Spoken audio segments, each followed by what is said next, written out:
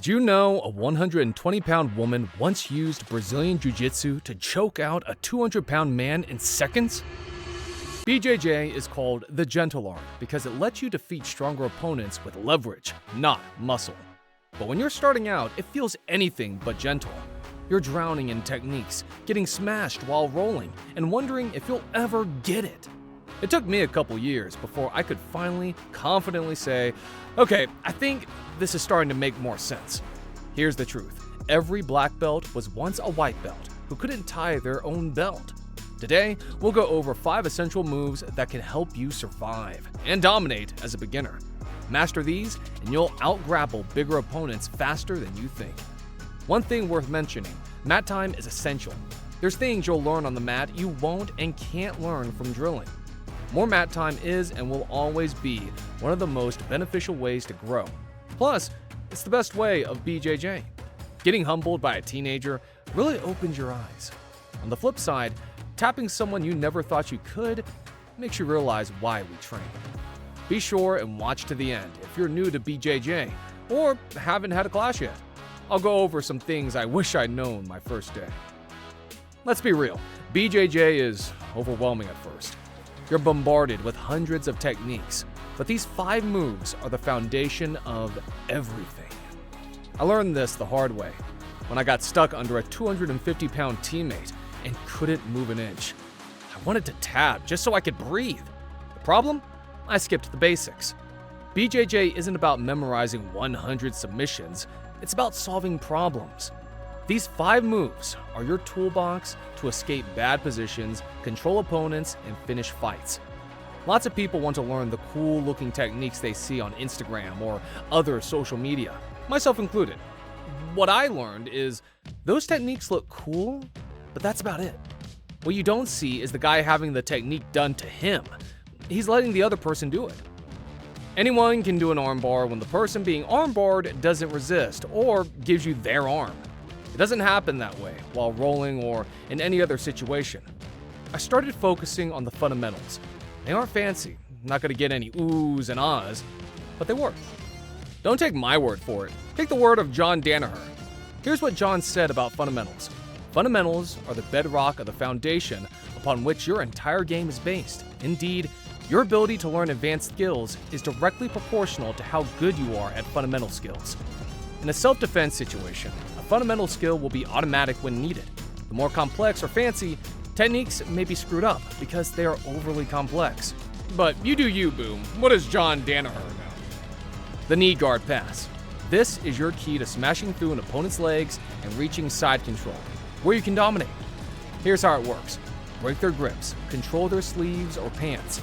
Knee slice. Drive your knee across their inner thigh. If they're your friend, go easy, because it hurts. Smash the far hip. Don't let them recover guard. Why this works? Bigger opponents rely on guard to stall. This pass flattens them and cuts off their mobility. Pro tip, if they frame against your neck, switch to a pressure pass. Drive your shoulder into their jaw. The armbar from guard. This submission is a white belt killer. It works even if you're smaller. Key details most beginners miss: isolate the arm, trap it across your chest, and don't let it go. Scoop the leg. Your thigh pins their head. Arch hard. Hips up, legs tight. Fun fact, the armbar is the most high percentage submission in BJJ competitions. Even UFC legend Ronda Rousey used it to dominate opponents twice her size. Before we dive into the next 3 moves, I need your help. If you're finding this breakdown useful, smash the like button. It helps the algorithm show this to more beginners like you. And if you haven't already, subscribe. The kimura. This isn't just a submission, it's a control monster. If you can't finish it, you can use it to take their back or sweep them. Here's the secret. Grab the wrist. Palm down grip. Crank towards their hip. Like starting a lawnmower. If they resist, roll them over and take mount. Why this works? The kimura forces opponents to choose, tap or get rolled. I've used this to submit guys with 50+ pounds on me. The side control escape. Ever feel stuck under a crushing opponent? This saves you. Most beginners push with arms. Wrong. Instead, frame against their neck. Create space. Shrimp out.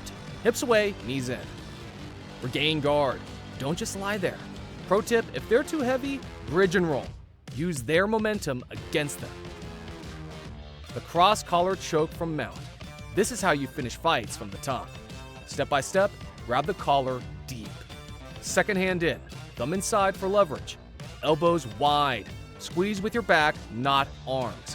Why this works, big guys gas out trying to bench press you off. This choke forces them to tap or nap. These 5 moves are your BJJ survival kit. Drill them daily and you'll start dominating sparring within weeks. One other thing I did as a white belt and still see white belts do to this day, once you try a choke or anything else and it doesn't work, move on. Don't keep trying the same move over and over.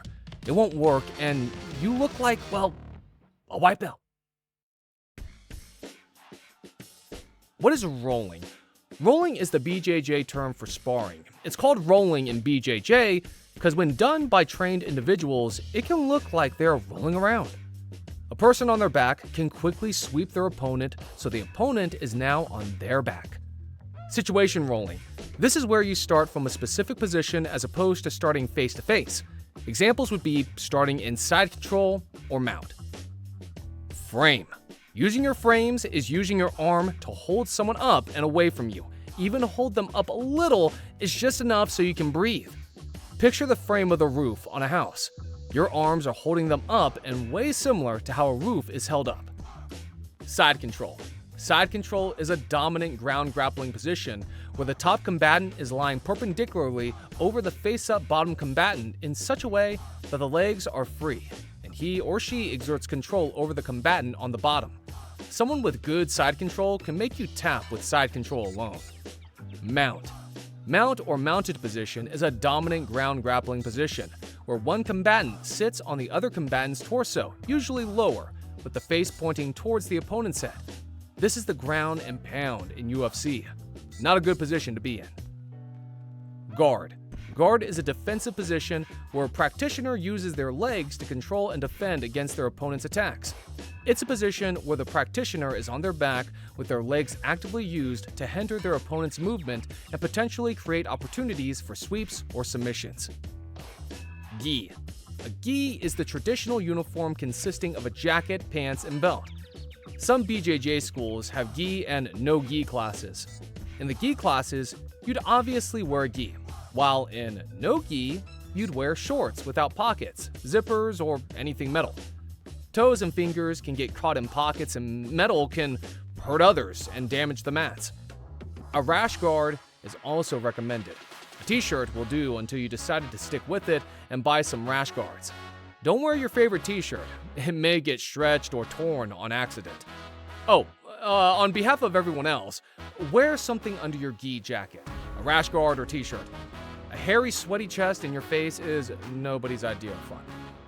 Some BJJ schools will have you roll on your first day or sooner than you may like.